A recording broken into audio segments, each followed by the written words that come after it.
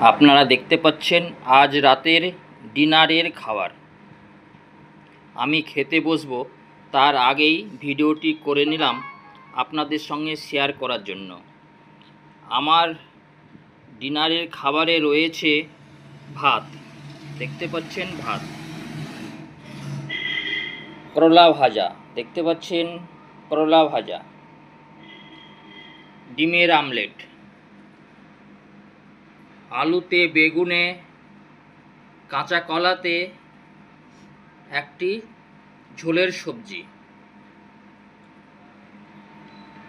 আপনাদের কেমন লাগছে ডিনারের খাবার? ভালো লাগলে অবশ্যই শেয়ার, লাইক, কমেন্ট করে জানাবেন আর পাশে থাকবেন। ধন্যবাদ।